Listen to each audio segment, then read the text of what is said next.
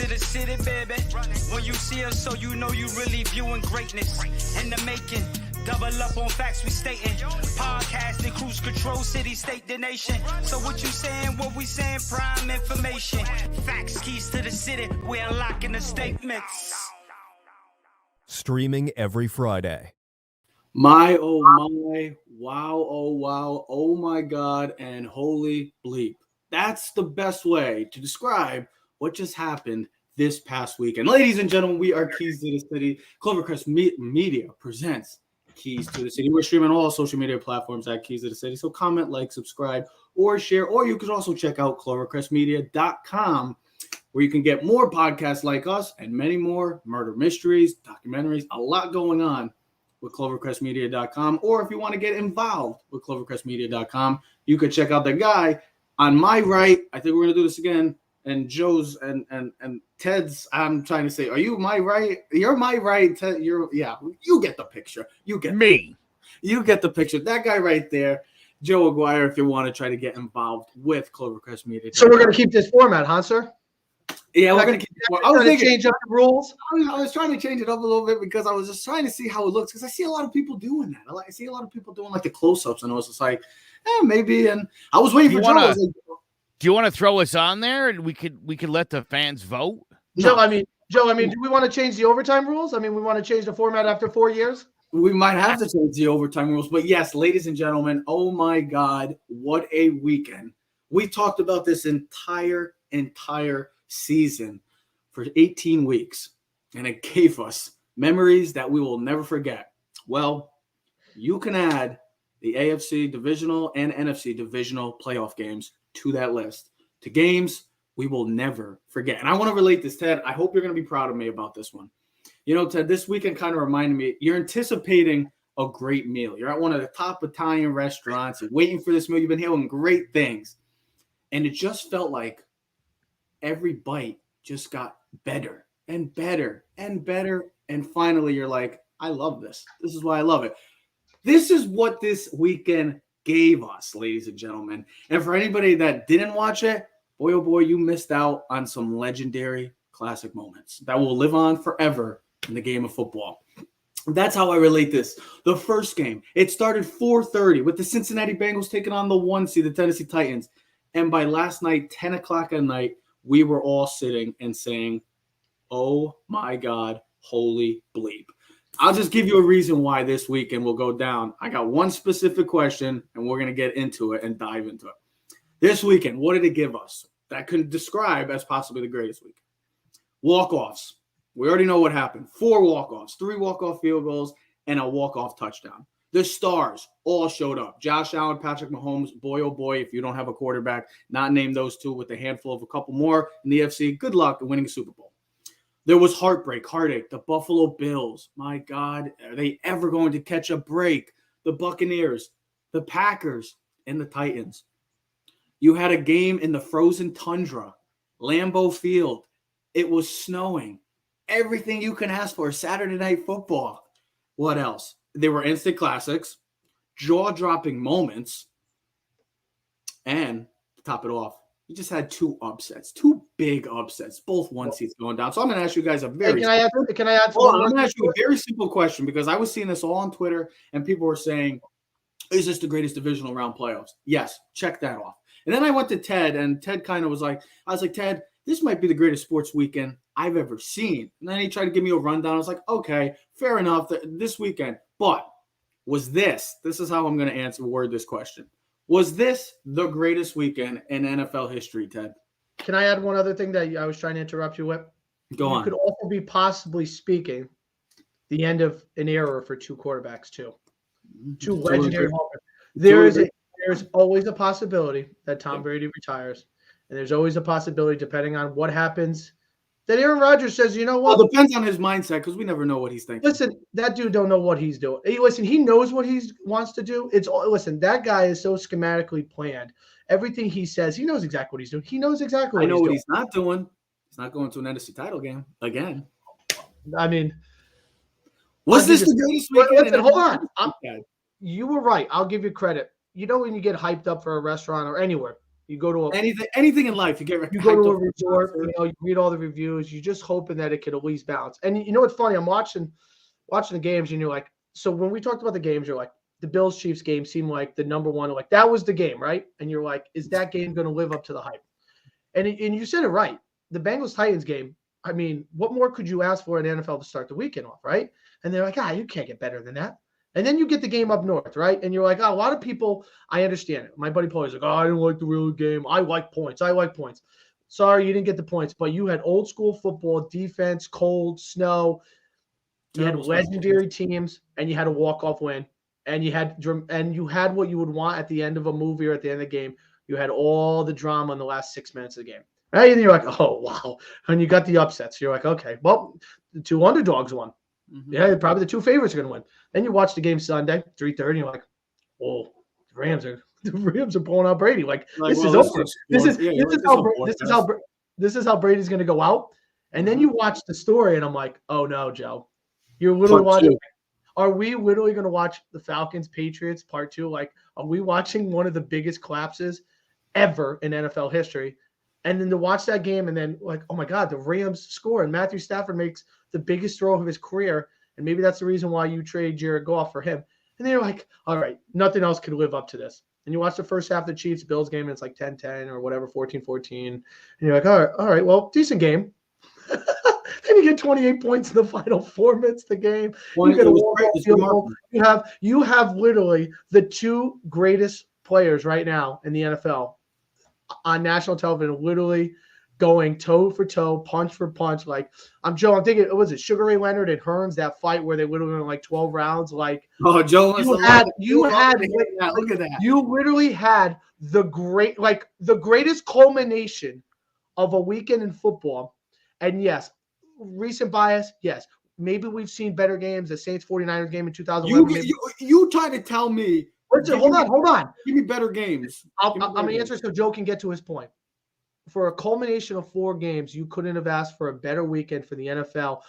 This is why the NFL and their product is so much better than everyone else's. It's light years away. Maybe you could say it's fixed. Maybe you say there's other issues, maybe certain things. But to be able to have 4 walk-offs, right? And even the last one, which was a tie-in field goal, 48-yard field goal to tie the game, and then you have the walk.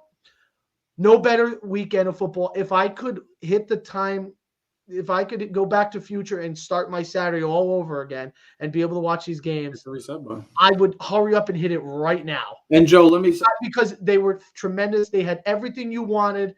And if you happen to see the 4 games or you only saw a couple of them, they'll be on replay. So go to NFL.com, go to YouTube if you want. They'll be on replay. Joe, I wanted right before I get to you, I did say before when we talked last week about these games, I said one thing. It was going to be a damn shame that the Buffalo Bills or the Kansas City Chiefs were going to be eliminated from this playoffs.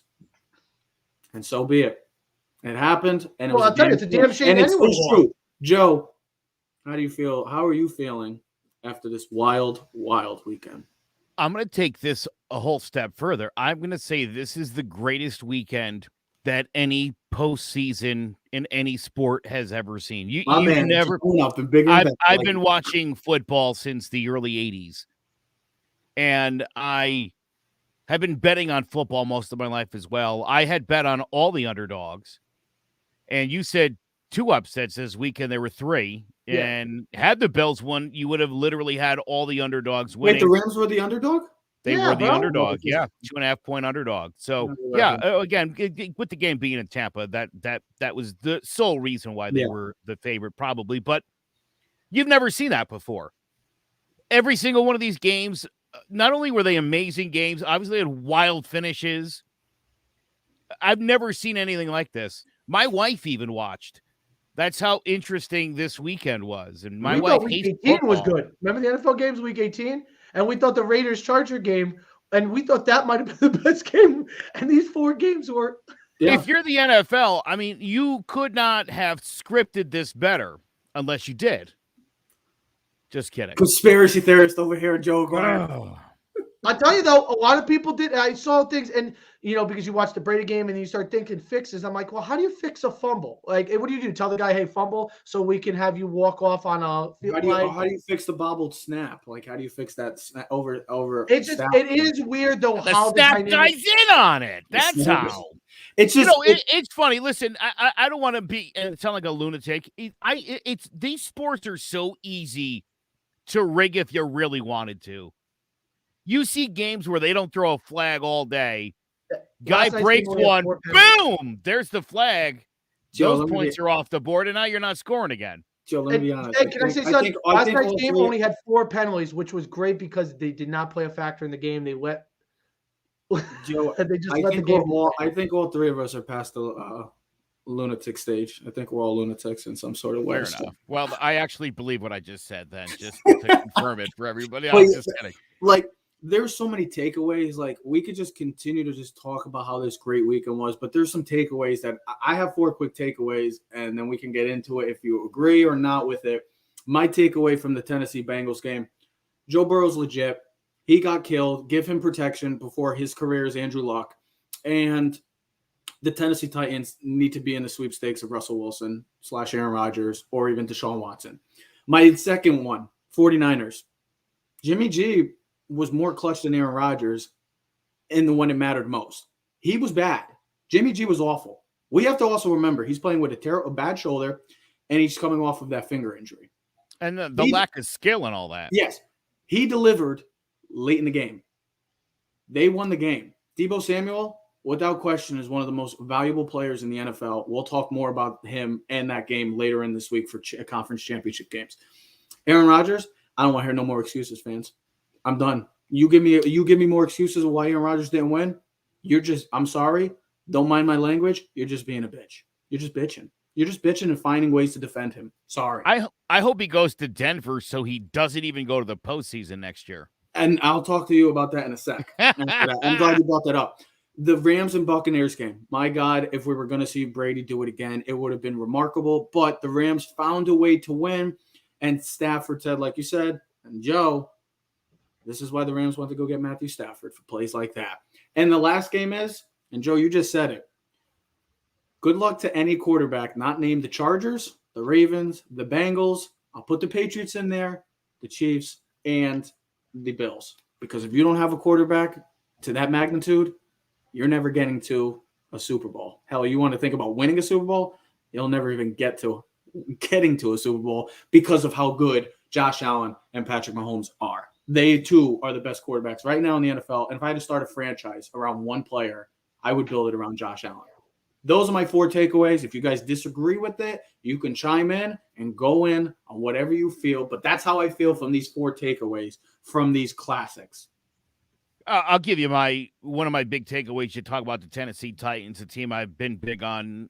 Derrick Henry obviously wasn't much of a factor in that game, and it came down to Ryan Tannehill. We had talked about, with Ryan Tannehill. We said, right, Teddy, if Derrick Henry's productive, then Tannehill can play like garbage. If he's not, Tannehill's got to step up. But, Joe, that was one of the questions. I said who had to be the better quarterback. You guys both said Burrow. I said Tannehill. Tannehill had to be better. And he wasn't. No, but here's the thing. We were right because Burrow overcame every deficiency. To be able to be sacked 8-9 times, he got beat up all game. But guess what?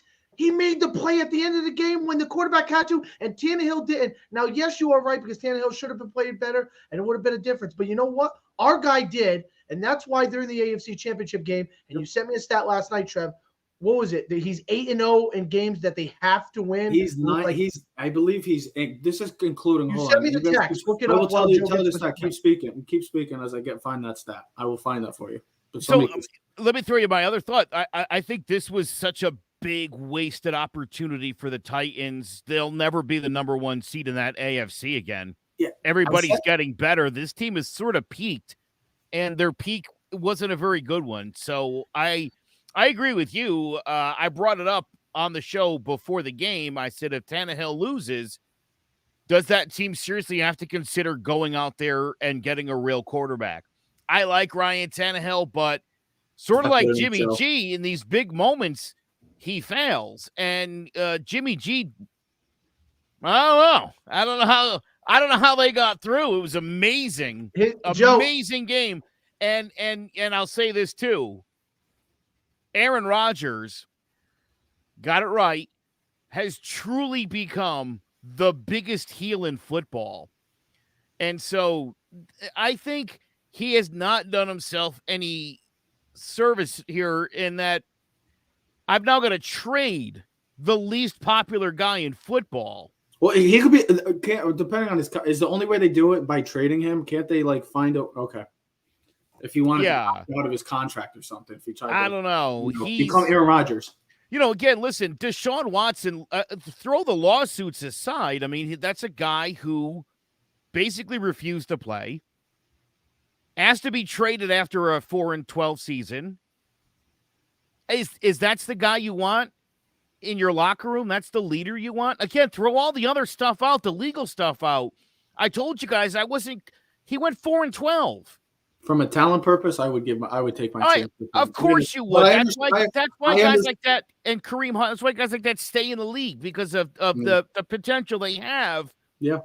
I don't know that I would go out and spend assets to bring a guy like that in because, again, especially if the assets are the Texans are asking, Joe. They're asking for 5 pieces. Well, yeah. I mean, they're asking. It's highway robbery, and it's a foolish move. And eventually, they're probably going to end up getting like a 2nd-round pick for this guy. One. And the more they wait, the worse it is for them. But there's a reason people don't want to spend those assets. And certainly on the field, you wouldn't argue about Rodgers, but it's just a very unlikable guy.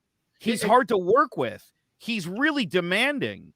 Does a team like Denver, who's going to be bringing in, a new owner and new coach and new GM, do you want the hassle and the headache of Aaron Rodgers, or do you want to build something from scratch? Because that's going to be the other big question in Denver is you've moved on from guys like Von Miller. Is it time for a real rebuild in Denver? I bet you the next GM's thinking that more than he's thinking Aaron Rodgers. Hold on one second, quick thing. I would say no quick because the Denver Broncos are a quarterback away from competing. They got the talent to compete for a championship. They just need a quarterback. In that division, though, I don't know. You want to play against Derek Carr? You want to play against Herbert? You want to play against Mahomes? Really? That's who you don't want to play against Kirk. No, excuse me. Let's get it straight.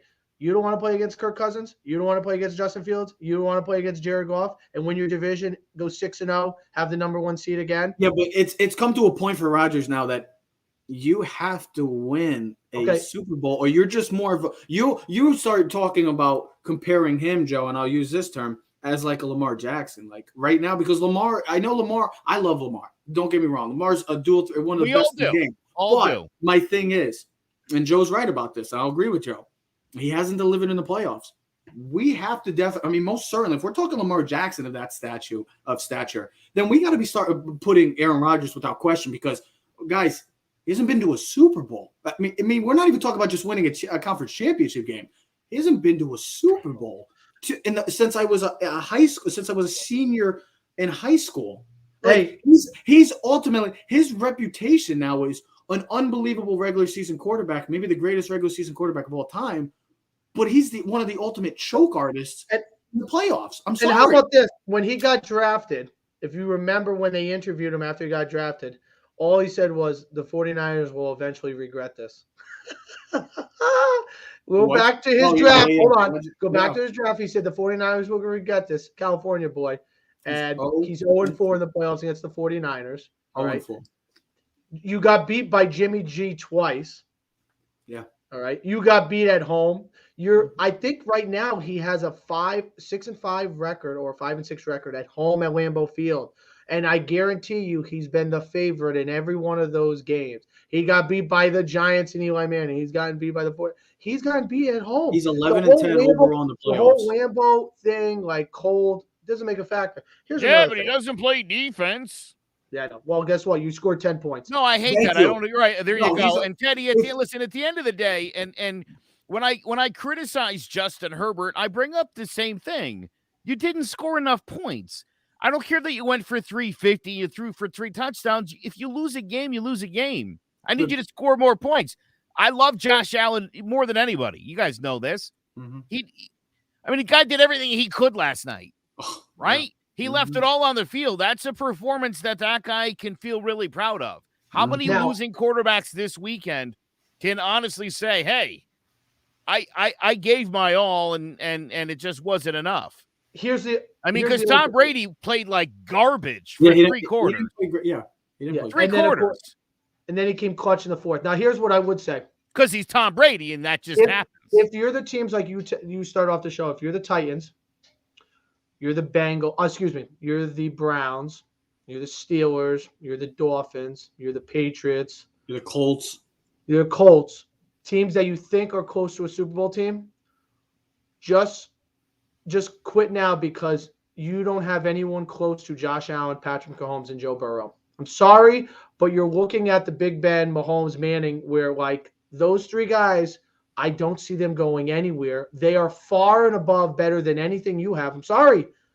I'm not going to talk about the Giants, but I looked at this last night. And I'm like, people are like, oh, they want to bring back Daniel Jones. And I'm like, Daniel Jones couldn't hold their jock straps. Could you see Daniel Jones making any of those throws or even the plays that Burrow made, getting beat up all game long? The guy runs for 80 yards and falls on a piece of grass. Like, he's just not good enough. Like, here's another thing, Joe. I'll say this. I said this to Trev before you got on the show. Coaching. The Chiefs had 13 seconds to try to find a way to get a field goal. 13. Take that into consideration. Hold on. All I'm saying is 13 seconds. The Dallas Cowboys had 14 seconds to figure out how to get 15 yards to get the ball off. They looked ill-prepared what to do. They ran a quarterback draw, and the Chiefs ran 2 passing plays and were able to get the coaching, understanding. It also helps, though. They had timeouts. It does help. I know. But I understand where you're coming from. And I'll say this again. Special teams matter. Field goals, punt blocks, punt returns. Especially postseason time. Missed field goals, missed extra points, punt blocks matter in the playoffs so much more so than the regular season. And we've talked about this before. Everything seems to get uplifted at a higher level. Everything means that much more. It's because, think about it. All the games came down to special teams. Clutch kickers. Butterker, who misses the extra point and misses a field goal, who doesn't miss that often. They already talking doesn't miss. Robbie Gould, who hasn't missed a kick in the playoffs. Yeah, he might be right about that. Evan McPherson, who was 4 for 4 for field goals, and we saw him this season when he missed the kicks against the Packers when they should have beat the Packers early in the regular season. Ryan Suckup missing a 48-yard field goal could have been the difference for the Bucs. Matt Gay misses the 46-yard field goal. If he makes that field goal, Bucs don't even have a chance to tie the game. Man. So, and then the Packers block field goal and block punt. Yeah.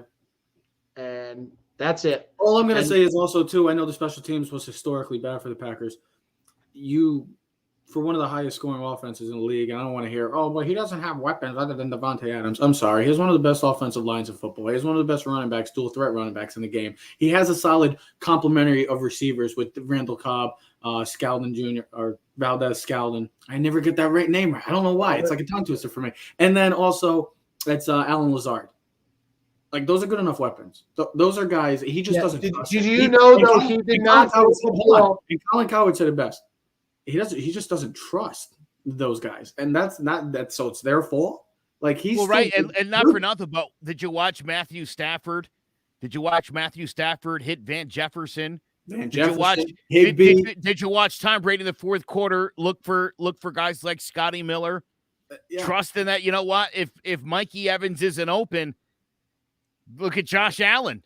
They had Diggs on lockdown. He made Gabriel Davis a superstar. That's a guy, by the way, Jared Jones has been saying all year that guy's a breakout superstar. He had 201 yards. Week after week, we laughed in Jared's face about it. And who's laughing good now? call. Right. No, he's come up with some huge plays, Gabriel Davis, especially down there. He had 201 yards receiving, 4 touchdowns. I thought Josh Allen, that is a guy that literally did everything possible. I wanted to get quickly football game. And his defense and coaching let him down in the final 13 seconds. That should never happen. Go ahead. Go ahead. No. I was just going to say, I wanted to finish off with the Packers. You know how many yards? Ted already knows this. Joe, do you know how many yards the Packers had in the second half as a team? I don't want Ted to answer this. Take a guess. 38. Well, you're close. 58, actually. So I'm surprised. 58 yards of total offense. So for anybody that wants to keep making excuses for Aaron Rodgers, you're the number one seed. This was years. This is it. The last dance you were saying, right? Well, somebody said it, the last choke job. So that's what it's become. This was all on you. You had everything was going to come to you. You were home field. You had it all going. You were on fire. Everybody was like, oh, here we go. The Packers are finally going to do it. And you once again come up short, massively short. And that's a big problem for me, for a guy that's being compared as the greatest quarterback of all time. Stop the comparisons. Bro, he's not even in my top 3 of quarterbacks. There's a reason. He will never be compared to, I'm sorry, he's not in the level of Tom Brady. He's not in the level of Joe Montana. And he's not in the level of Peyton Manning. I'm sorry. You can call me whatever you want. I don't care. I appreciate it. There's a reason that you just didn't mention one of the greatest quarterbacks in the history of football. Maybe the best throwing quarterback ever to grace the gridiron. Dan Marino. Yeah, Dan Marino. Yeah. We don't even talk about Dan Marino in that conversation. No, we don't. Because Dan Marino, no Super Bowl. Stats-wise, incredible. He's up there. Right. But now, because of Tom Brady, because of Joe Montana, because of these multiple winning Super Bowl quarterbacks, the conversation's gone beyond how many touchdowns, how many passing yards, how many regular season wins. It comes down to, when you're talking about the best quarterbacks, you start talking Super Bowls. And Marino has 0, so we immediately leave him out of the conversation. Like, he's top 5 based off of talent, but he'd be top 3 or 2 if he just had if he had 1, right, maybe 2. If he had 2, he's definitely in the conversation. And this is why he doesn't get none. So we, like you said, Joe, we don't even bring up the name Dan Marino, but we know how great he was. And this is why the conversation for Mahomes, when we joked about it maybe a year or 2 ago, when we're like, oh, he's already it was last year before the Super Bowl. And now you're like, he doesn't lose, bro. If he wins again, if he wins twice, he's only lost twice in the playoffs, and it was to Tom Brady. He's never been on the road, though. All right, tap the brakes for a minute. He still has to beat the Bengals. And you could laugh at that. Last night. Again, dude, listen, last year before the Super Bowl, what did I say? Before we start putting this guy in a gold suit here, I understand. He's got to beat Brady, and then he didn't. And then he got off to a terrible start this year, and I was like, hey, a little early for Canton talk, but we're idiots to think he wasn't going to fix it. We got fooled. Do you think Andy Reid, you know what? They talk about the show. You kind of you go through this spurt where you think you're just too good, and then you know what? He comes back to it. And I'm going to say this. Andy Reid had the greatest quote I've ever heard. When it's grim, be the reaper. Go get it. And that's what Patrick Mahomes did. Joe, there is no other quarterback in the league last night other than Josh Allen. Mahomes that beats Josh Allen. No other quarterback in the league beats Josh Allen last night. The way Josh Allen played last night, I would give an A+. Mahomes was, at the end of the day, he got the ball at the end of the day. Josh Allen had 9 touchdowns and 12 incompletions. But here's the thing. For Mahomes to be that good and that on point, and to be that clutch, because you knew it. I don't know if you guys felt it, but I felt when Mahomes got the ball and Allen lost a coin toss, I go, it's over. When he sat on that bench and he had his helmet on, I go, he's not moving. He's never going to be able to get off that seat. He's not getting off it was kind of like when Brady and the Patriots got when they did it to the Chiefs. You just knew Mahomes was not getting the ball back. You knew it. He was that good. Allen played probably the best game I've seen a quarterback play. Also, I think last night's game was better than the week before against the Patriots, and that's incredible to think about. And Mahomes was that much better. He really was. He really was that much better. He had more rushing yards. He had more passing yards. The only reason why he was that much better is because I watched him last night. I thought he was Lamar Jackson back there. He was scrambling and making people miss and the improvisation on the flick throw and that throw, Joe. Remember the one he was rolling to the right and underneath the linebacker's arm, sideways, under the elbow? I'm like, who makes that throw? Who makes that throw? He does. No one does what he does. He is the best quarterback And Joe, you said it last week on the show, the Mahomes factor, and you said it back in the day with the Brady, you got to try to catch him. That is the guy you're trying to catch because he has – we talk about things. We had Walsh in Montana. You had Belichick and Brady. Now you have Andy Reid and Mahomes. And you can go back to the Steelers with Bradshaw and, oh, my God, why am I drawing a blank on the coach? Chuck Noll. The combination of coaching and quarterback chemistry, there is no one better right now than Andy Reid and Mahomes. There's no one better. They are the standard. They're the standard. And I tell you, McVay and Rams, you made the right decision by going to get Matthew Stafford. Matthew Stafford, I should finish on this. Matthew Stafford yesterday proved that he was worth the money and the trade. Joe, he didn't do it last week. They got away with beating up on a bad Cardinals team. Hold on, Ted. And a running game. Hold on. Matthew Stafford, after everything came crashing down on him, and after being sacked on that first play and only having 35 seconds, be able to stand in the pocket and make those two throws in clutch factor and put it in no better spot and going to the best receiver in football this season, this is what Hall of Famers and clutch people are made of. This is how you get off that ground where you're like, you're a really good quarterback with a lot of stats. This is how you get to be like Eli Manning. As much as you played bad, that's how you get to the Hall of Fame, making clutch plays in the most important time of the game and being the best player on the field. And Matthew Stafford did everything. No mistakes yesterday. Threw for over 330 yards and made every throw you could ask for. Joe, what do you have to say about Matthew Stafford's performance or throw, I should say, late in the game? Well, he needed it. He needed to throw that throw because why anybody sits on a lead in the NFL is beyond me. That's why I've always loved Bill Belichick. A guy that'll put 58 up on you if he can. Doesn't care. Just to make sure you're not coming. Has no remorse for him either. Well, because look, and here's the thought. You look at the game last week with Tampa and the Eagles. The Eagles didn't stop trying. The Bucs certainly did. Kind of took the foot off the pedal. Yep. You know what I mean? And you don't want that in the postseason. You don't want that if you're the NFL. I don't like that at all. Anyway, I thought really, and it surprised me too that they threw the ball a bunch when they had that lead. I was surprised they didn't start running the ball more. You really can't run much on Tampa, but they weren't even trying, and so they were literally running no time off the clock. Becoming conservative. Yeah, they would throw on first down, incomplete, run on second down, get a yard or no gain. You're running. What are you running? About 20 seconds off the clock, third down, you throw, you incomplete, and then you punt. Mm-hmm. And so my thought was run into the line 3 times, eat up, 40 seconds 3 times. That's a minute 20 off the clock. That's a much better plan. Yeah. But again, look, he's been great all year. He's still, again, like we're talking Mahomes, he's got an obstacle. And the last time I checked, the 49ers have beaten the Rams like 38 times in a row. To be exact, 6 times in a row. The Niners have beaten the Rams every time since Kurt Warner was in the league. So whatever the stat is, it's bad. So listen, I think you got to be excited, right?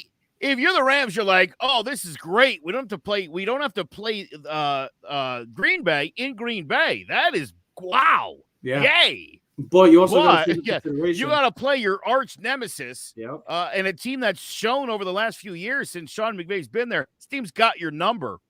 And plus, now I said this last week. I said this last week before the game. The postseason trends don't reverse like they do in the regular season, Ted. It doesn't usually happen that way. That's why Georgia went 40 years without winning a national title. Okay? Mm-hmm. I knew Aaron Rodgers was going to lose to the Niners. 0-4. I did. You both picked the Packers. I bet on all the underdogs, brother. You picked the Packers when you went on the show with us. I was the only one that picked. And plus, don't listen to what I say. Listen to where I put the you sound like Ted now. All you care about is just the money. Bro, the other day, listen to this. Last Saturday on Throwing Jabs, on the show, I picked Gone. I picked Marino. Oh, you were wrong. I picked all the guys on the – you know who I bet on? You bet on Francis. All the winners. Yeah, all the winners. So you were half. Don't listen to what I'm flapping about. Watch where I put the dough, because I know what's up. I knew that was going to happen. Again, like I said, dude, when the Giants played the Patriots again, I really, when I bet on that game and I won, because I thought, as I read back in the future, is this going to be that, and then Brady got back and he beat the Giants? And I thought, that's not how the NFL has ever worked. I really believe that the Patriots first two Super Bowls, it was Packers beating the Chiefs. So, Joe. Right? So, Joe, who wins Super Bowl III? The Chiefs show up. There's no Packers. So, now Joe, they can win a Super Bowl. So, Joe, I got a question for you. Yeah. Just off the top of my head, storyline coming off it. So does the NFL want the Rams to have a repeat team playing in their home stadium? Do we want a rematch of a Super Bowl so the 49ers and Jimmy G can take care of the Chiefs, which they had 2 years ago, and Jimmy G walks off and beats Mahomes, and Jimmy G then loses his job to some rookie who's never played more than 3 games? Who cares? Or do we have one of the rematches of one of the greatest Super Bowls, 49ers Bengals? Joe Burrow versus Jimmy G. Mm-hmm. I think that would be the least favorite one. Sign me up for it. But because here's the other one I just thought about and I totally forgot. One of the greatest football games we ever saw was 3 years ago on Thursday Night Football with Jared Goff and Mahomes throwing for 1,000 yards. No, that was Monday Night Football. Monday. Yeah, I forgot about that. Booger McFarland going across the field covering things. 54-51. Do we get the Chiefs-Rams matchup in LA, home team? One of the best football games we ever saw. Mm-hmm. I mean, there's a lot of stuff. By the way, there will be no Sea of Red in LA because LA has already changed their ticket policy. You're only allowed to buy a ticket if you're in the LA area. Okay, you have to sign but the people in the LA area are not Rams fans. The Rams just became relevant a few years ago. And they're doing it by credit card. Your address on the credit card. Ted, let's not act like there's been LA Ram fans all this time. Like they've been high. I know there's LA Rams fans, but there's not been like copious amounts like we talk about. Have you ever met an LA Rams fan in your life? Yes, Mr. Valenti. My buddy Ralph Valenti's father. Oh, Mr. Valenti's a Rams fan. Yeah. All right. Ralph told me when they were blowing it, he was screaming at the TV, swearing. Name two. I never heard that man swear. Can we get if you could name one more Rams fan, I stand corrected. I mean, I probably could. I just can't think of it off the top of my head. Here's my thing. I wanted to bring that up, too. I know you said all the ticket stuff and yada, yada, yada. Yada. That's a good sign for that. That is also a great point because when they played in Week 18, you heard that sea of red. You didn't hear no LA Rams fan. That plays a big factor into next week's game because the Rams, it's kind of like the Chargers. They almost don't have like a home field advantage. It's not like they don't have a huge crowd. They don't have a following like the Cowboys, the Packers, the Steelers, teams like that. This is going to, and the 49ers. 49ers bring a good following. That's going to be a hell of a game this weekend. I hope that this conference championship weekend lives up to what we just saw. Oh, no, won't even be close. It's almost impossible. It's going to be extremely impossible to top what we just saw. But if we can just get something that we could come back from next week and say, I'm satisfied with what I just watched, I'm okay with it. They stopped the ticket restriction this morning. Thank you. Thank you for the update. So those are going to look. There's a lot to talk about. Sketchy's a San Fran guy, so okay. Good. I know a bunch of San Fran guys. I'm just going to say that I knew the Packers were going to lose, by the way. So, hey, Joe, here's another thing. I told Trev this before. The 2 seasons – now, you can't count last season because he was hurt. But Jimmy G's the 2 seasons that he was actually healthy, he's been to back-to-back NFC Championship games. Yeah. Chance to go to the Super Bowl. And you traded all those draft picks for a guy that you're not really sure if he's going to be. Yeah. You don't know. Again, not for nothing. Hold on. Yeah, you don't know that. I'm saying that he's going to be the guy. Most likely will be the guy. Oh, yeah. Yeah, listen, I think if Jimmy G wins the Super Bowl, he's gone. I don't think it matters. Yeah, exactly. The free agency money for him, listen, at the end of the day, he walks off a winner and then goes get paid. Oh, listen, the better Jimmy G plays in the next 2 games, the more money and the better opportunity that shows up for Jimmy G. 100%. So, yeah, he's got a lot on the line here. personally, because Trey Lance will be the starting quarterback there next year. Yeah. Kyle Shanahan, I don't think he hasn't said it, but I don't think he hasn't really stopped anybody who's making that assumption that that's the plan going forward. I don't think he's again win, lose or draw here. This is very much like Joe Girardi in 2018. You're or 19. You're out either way. 17. 17. Right. 17. Get it right, Joe. Yeah. Wake up, Sleepy Joe. We haven't talked about baseball in so long. I keep forgetting. The years are all starting to. Just wants to be just because they want to be hiding out. They're like Aaron Rodgers. They just want to sit back, relax, and hide out. By the way, you brought this up earlier, and I don't know if you heard, but pregame, Tom Brady was talking to the media again before the game and talked about Giselle really wants him home. I said the end of an era. Yeah, and he said, and I thought this was a pretty telling thing, because this is a very successful woman we're talking about. She's not just a supermodel. She's a very successful businesswoman. Yeah. And he said for the last 10, 12 years, she's basically been home raising the kids, and she's got stuff she wants to do. And he's already accomplished everything there is in the sport. And going to make the wifey happy, huh? Yeah, when you get to be the age of guys like Tom Brady and myself, that's a really important factor here. So I do believe that Tom will not be returning. We'll have to talk about. Well, here's the thing: his contract he only signed it for a 2-year deal, so they'd have to restructure. I could see him coming back for one more shot, more stretch run. We'll see. I mean, like I said to somebody, I said to Pete, what more does he have to prove? Like, he has nothing else to prove. But here's the thing: Ted's not married, so I don't think he really truly understands what I just said. She's telling him, she told him he had to retire. Wait, hold on. I'm not married either. We're both not married. We don't care about that. But you get it. You're a very domestic guy. But honestly, you say he has nothing to prove, but that's you saying it from him in the back of his mind going, we just got beat at home. We don't lose at home. We got it. It's going to eat him because He's not a real Buccaneer though. Who cares? Joe, I've been watching those Tuesday night shows. The ESPN Plus, the Brady things, and you are right. I was seeing how much Giselle does take care Brady of. Isn't leaving with an L. Especially during football season, does take care of a lot of things that you just don't really see. But I could see Brady because she says it after losses, it takes him a while to get, and I could see him going. One more, Joe. Because he also goes this. He goes, Mahomes is coming. I got to pad my stats for one more year. Is he going to actually have the last dance? Can I tell you what the telltale sign in the next 24 to 48 hours is going to be? For Brady, you're not going to hear nothing. Oh, no, you're not going to hear anything from Tom Brady. You know how you're going to know?